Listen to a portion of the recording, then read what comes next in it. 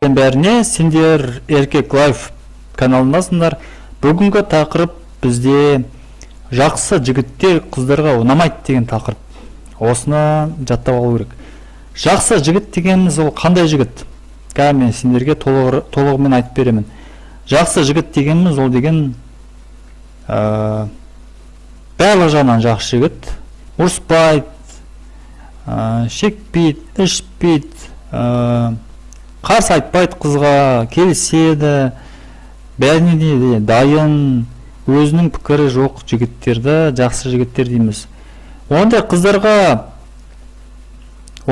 жігіттер қыздарға не үшін ұнамайды? Өйткені қыздарға ұнайтын жігіттер олар өз-өзіне сенімді жігіттер ұнайды. Мысалы, орыстарда мақал бар ғой, девушка любит плохих парней деген сияқты. Сол себептен сол мақал негізі шын. Егер қызға мысалы ұрсалмаса, өз пікірін айтамаса, онда ол жігіт негізі сенімсіз және өз-өзіне жауапкершілігі аз деп қыздар сөйтіп ойлайды. Сондықтан жақсы бала, жақсы жігіт болсаңдар, онда қыз бен жігіт ұл сияқты жүруге кедергі көп болады. Сендер негізі дос болу мүмкінсіңдер, бірақ жігіт пен қыз сияқты жүруге өте көп үлес қосу керек. Сол себептен ұлдар жаман боламыз. Жаман болғанда андай жаман керек емес, енді ішу, шегу сияқты жаманшылық керек емес. Тек өздерінің пікірлеріңді жеткізе білсеңдер болды. Мысалға келтіріп айтайын, өйткені мен мысалдарды көп келтірген жақсы көрем. Әйтпесе түсінбей қаласыңдар. Мысалы, қызбен сөйлесіп, танысып, номерін аласыңдар, кездесесіңдер, біраз жүресіңдер. Сосын жігіттер, сендер өздерің мінездеріңді көрсете білу керексіңдер. Бастапқыда көрсетіңдер, қыздар соған үйрене бастайды. Егер бастапқыда жақсы болып, сосын жүріп біраз уақыттан кейін характерлерін өзгеріп кетсе, онда бұл да дұрыс емес негізі.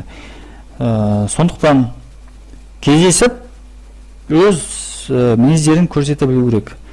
50-50 болу керек. Жақсы, бәрі жақсы, арасында ұрыс кішкене шаған бір сондай бір шаған ұрыстар болып тұру керек. Өйткені бұл жағдайда ай мен күн сияқты болу керексіңдер. Егер бәрі жақсы бола берсе, онда қыздың қызығушылығы әбден кетіп қалады. Қыздар табиғи жағынан сондай жаратылған, олар 50-50 болып тұру керек қой қыздарға негізі. Шыны керек айтқан кезде. Егер ондай болмасаңдар, онда қызбен жүрудің өте қиын болады. Солай жігіттер, кездесеміз, номерді алғаныңыз оңаймыз, кездесеміз, сосын біраз жүргеннен кейін өздеріңді айтқандарын істете білу керексіңдер. Мысалы, кет бара жатасыңдар екеулерің, қыз айтуы мүмкін, жүр анау орындыққа отырайық, немесе скамейкаға отырайық десеңдер, сендер жоқ, ар жағында отырамыз, маған сол жер ұнайды деп өздерінің пікірлеріңді білдірген дұрыс. Және телефонмен звондағанда кездесуді жігіттер, сендер орынды таңдайсыңдар, қыз емес. Қыз айту мүмкін, менің жағыма келе салшы, менің үй жағыма сол жерде кездесек деп. Сендер айтасыңдар, жоқ, маған ол жер ұнамайды, андай жерге кездесеміз деп өз уақыттарында, жігіттер өз уақыттарында сендер уақыт қоясыңдар, сағат қаншада, қай күні.